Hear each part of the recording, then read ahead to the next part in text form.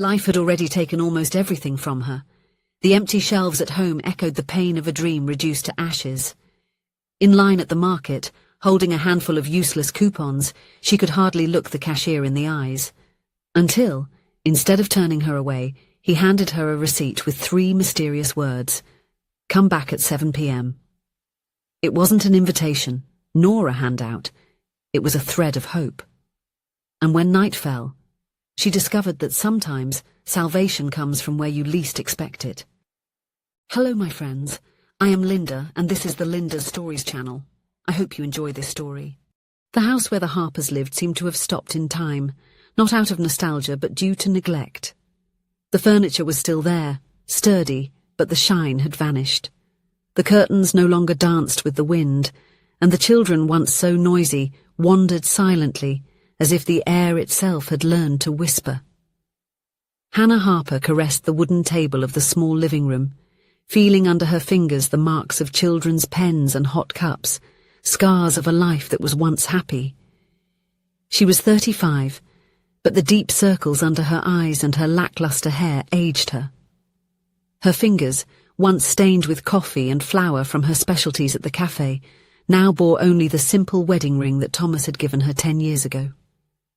"Mommy, I'm hungry," said Emma, her 7-year-old daughter, hugging a teddy bear worn out by time. "I know, sweetheart. We'll have something to eat soon," she replied, trying to hide the tremor in her voice. Hannah spent the morning organizing what no longer existed: overdue bills, unpaid promissory notes, and papers of old dreams. The biggest of them was the cafe she and Thomas had opened with so much love. Everything had been done with care. The rustic wooden counter, the fresh bread in the mornings, the artisanal coffees. The two worked hard, taking turns between serving customers and taking care of their young children, Emma and Lucas, who were 5 years old. On the shelf of the bookcase, a framed photo showed the day of the opening. Thomas, with his broad and confident smile, hugged Hannah from behind. She held a vintage kettle, the symbol of what they called Golden Kettle, the name of the cafe. In that image, her eyes shone with a hope that seemed distant now. But one night, everything went up in smoke. A short circuit caused by a faulty heater ignited the kitchen. The fire consumed the place in minutes. When the firefighters arrived, it was already too late. What was left were ashes and debts. The insurance, which could have alleviated everything, had expired weeks before. The renewal had been forgotten in a tight month.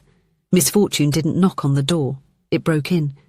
Thomas cried for the first time in years when he saw what was left of the business. They weren't tears for the lost money, but for the dream that had vanished. He had designed every inch of that place, chosen each piece of wood, each shade of paint. The cafe bore his fingerprints in every corner. Without the business, without income, and with dozens of suppliers to whom they owed money, the family collapsed. Thomas looked for work for weeks. He did odd jobs, tried to carry goods to local markets on foot or by bus, but nothing was enough. The family car, a second-hand sedan they had bought with so much pride, was sold shortly after the fire. One of the last desperate attempts to pay off debts and ensure food for a few more days. "Don't worry," Thomas would say every morning before going out to look for work. "We will get through this. We are the Harpers. We always find a way." But his encouraging words began to sound hollow, repeated like a mantra that lost strength each day. The children, too small to fully understand, began to notice that dinner was thinner, that the school snack had disappeared. Lucas stopped asking for his favorite cereal. Emma saved half of the bread she received at dinner to give to her brother for breakfast the next morning. Children learn to survive in ways that break any parent's heart. That morning, Hannah decided she needed to take action. Thomas had left before dawn, searching for a job with worn-out hope in his pockets. She separated some coupons she had saved from the local supermarket. They provided small discounts, and she hoped, with luck, to buy the essentials: a package of rice, a dozen eggs, and a liter of milk. It was enough for a few days. "I'm going to get some food," she told the elderly neighbor who agreed to stay with the children for a few hours.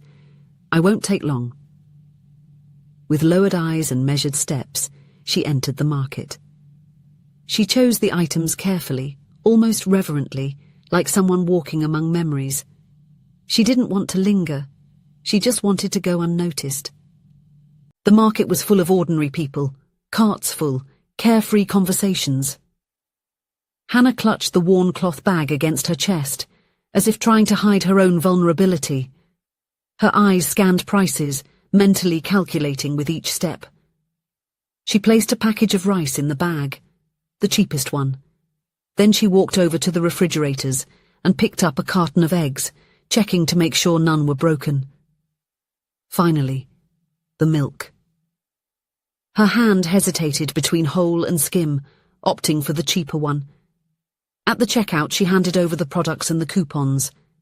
The young man who served her, with a serene face and attentive eyes, began to scan the items. His name tag read Noah, and he seemed to be in his early 20s. But there was something in his eyes, a depth, an unusual awareness for someone his age. When reading the coupons, Noah frowned. He scanned the code once more, then again. And then, with a gentle look, he explained that the coupons were expired. They had lost their validity weeks earlier. Hannah felt her face heat up. It was as if the whole store had stopped to look at her. The sound of conversations, carts, cash registers, everything seemed amplified and at the same time distant, as if she were submerged in turbulent waters. Her voice barely came out when she said she would return everything. She tried to take the bags back with trembling hands, but before Noah could react, she was already retreating. That was when he pulled a slip of paper from the receipt machine and quickly scribbled something with the cashier's pen. He folded the paper and handed it to her with a serene look. On the note, it simply read, "Come back at 7 p.m. Hannah looked at the paper, then at Noah, confused. He just smiled, a discreet, almost imperceptible gesture, and called the next customer. There were no explanations, no words. Just that piece of paper with 3 simple words. Hannah left the store carrying nothing but shame and a piece of paper. She walked back home, feeling she had been ridiculous. What did that note mean? Maybe the young man wanted to reprimand her. Maybe he wanted to report something. She didn't know. The clock on the kitchen wall seemed to mock her for the rest of the day. The hands dragged in endless circles, marking every second of hunger and worry. Emma and Lucas asked for food after returning from the neighbour's house. Hannah came up with excuses. She made a thin porridge with the last bit of flour she had found in the cupboard, adding a pinch of cinnamon to disguise the lack of flavour. She said the rice and eggs were on their way. She told them that maybe that note was a sign. "Like magic?" asked Lucas, his eyes shining with childlike hope. "Maybe," she replied, stroking his dark hair. "Sometimes life has those surprises." Thomas arrived late in the afternoon, exhausted and without positive news. She showed him the note, hesitantly. He frowned, concerned. "It could be dangerous, Hannah. We don't know what it means." "I saw it in his eyes, Thomas. There was no malice." She took her husband's calloused hands. "What do we have to lose?" When the clock hands finally met at 7 p.m., Hannah put on the same coat from the morning, a simple dark blue model that disguised the patches on the elbows. Her hands were sweaty, and her heart was on alert. The night was beginning to fall, bringing with it a cold wind that seemed to whisper premonitions. Upon arriving at the market, she saw the young cashier standing outside, no longer in his uniform. He wore jeans and a simple t-shirt and was carrying 2 large bags. He seemed to be waiting for her, his serene face illuminated by the yellowish light of the street lamps. Before he could say anything, Hannah began to speak. Her voice came out choked, as if each word was a weight she had been carrying for too long. She explained that she was not a beggar, that life had collapsed with the fire, that the cafe was all they had, that her husband was tirelessly looking for a job, that the children just wanted rice, milk, and a few eggs. "I'm not asking for charity," she concluded, her dignity shining through the exhaustion.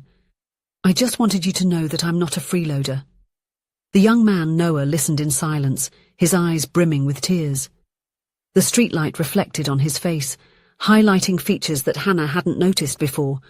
A small scar above the eyebrow, eyes that seemed older than his body. When she finished, he took a deep breath and said that he had felt something strange within himself for days. An unease in his chest, an invisible discomfort that accompanied him even when everything seemed normal, like a stone in the soul's shoe that he couldn't locate or remove. "Last night, I had a dream," Noah said, his voice low and steady. "I dreamed that I handed a package of rice, a dozen eggs, and a bottle of milk to a woman. In the dream, by doing so, I felt immense relief, as if I'd done something that needed to be done. I woke up with a light heart for the first time in a long while." He paused, looking directly into Hannah's eyes. "And that morning when you showed up at the checkout with exactly those items in hand, I understood. It wasn't a coincidence. It was a calling." Hannah felt a shiver run down her spine. At another time in her life, she would have dismissed it as nonsense.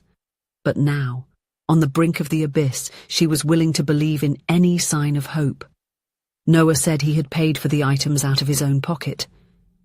Moreover, he had set aside some provisions from his own monthly shopping. He gave her 2 large bags filled with rice, beans, pasta, oil, powdered milk, canned goods, flour, and a crate of eggs. Those items meant a month's sustenance. Hannah brought her hands to her face and cried. It wasn't just food, it was dignity being quietly restored, confirmation that the world could still be kind even when everything suggested otherwise. But they were not alone.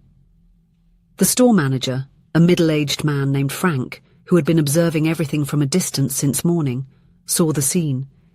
He had noticed Noah's behavior and the exchange of the note, but chose not to interfere, curious to see how the situation would unfold. The next day, he called Noah for a conversation in his small office at the back of the store. He offered him a cash bonus, an acknowledgement for the gesture, explaining that the company valued acts of kindness that strengthen the relationship with the community. Noah refused. "I didn't do it for recognition, Mr. Frank," he said, sitting in the simple chair in front of the manager's desk. "What I received can't be measured. I slept peacefully. I feel lighter, more whole." He paused, choosing his words carefully. "If you really want to do something good, talk to that family. They don't need charity. They need opportunity." And so he did. The manager reached out to Hannah and Thomas. He discovered that their former cafe had been a supplier of some of the products sold in his store years before. He offered assistance with more food, but they, politely, thanked him and said that the greatest help would be a job. "I can do anything," Thomas said, with the firm voice of someone who hadn't lost his pride despite the hardships. "Carry boxes, organize stocks, clean. I just need a chance." The manager promised nothing, but he made some calls. 3 weeks later, Thomas was employed. It was a simple position in the stock department of a distributor, but it was a new beginning. A step. The salary wasn't extraordinary, but it was consistent, something they hadn't had in months. With the first paycheck, Thomas came home carrying a small chocolate cake. The children looked at it as if it were a treasure. Emma ran her finger over the frosting and tasted it slowly, as if she wanted to memorize the flavor. Gradually, the house began to have sound again. The curtains were washed and danced with the wind once more. The children laughed again, ran, and made noise. Hannah even started selling homemade bread in the neighborhood, recipes rescued from the cafe that was gone but had never ceased to exist within her. Initially, it was just a few loaves a week, sold to neighbors. Then, word spread. One day, Hannah found a small space to rent. It was not even half the size of the old cafe, but it was enough for a counter, a few tables, and an oven. With the help of Thomas and some friends, they turned the place into a small bakery. This time, insurance was the first priority. Noah, meanwhile, continued at the same store. But something in him had changed. He was no longer just an employee. He was someone who knew the weight and value of a gesture. He still had dreams, but now he understood them as signs, as directions for small acts of kindness that he performed discreetly, without fanfare. One afternoon, Hannah appeared at the store carrying a box. It was an ordinary Tuesday. The traffic was moderate. Noah saw her approaching, a smile on her face that seemed years younger than at that first meeting. "I brought something for you," she said, handing him the box. Inside was an artisanal loaf, still warm, and a small golden kettle, a miniature of the one they used as a symbol of the former cafe. "To remind you that sometimes the miracle lies in 3 words on a piece of paper," she explained. And every now and then, between one customer and another, Noah looked at that small kettle he kept on his shelf. He remembered the note he had written months ago, on an impulse he couldn't fully explain. 3 words, on a piece of paper. "Come back at 7 p.m. He would never have imagined that, by handing it over, he would be opening the doors to a miracle. Years later, when the Harper's little bakery had already turned into a cozy cafe in the city centre, Hannah used to say that the greatest lesson of that night wasn't about charity, but about listening. She said that every day, someone is going through life with the weight of invisible pain, and that sometimes, what saves is not a grand act but a simple gesture coming from the most sincere place. And she concluded with the sentence she kept as truth. Those who listen to the heart know when it is time to extend a hand, and discover that when helping someone to rise, it is their own soul that is uplifted. If you enjoyed the story, please leave a comment with a rating from 1 to 5 to show how much you liked it. Also, watch the video that is now appearing on your screen. See you soon.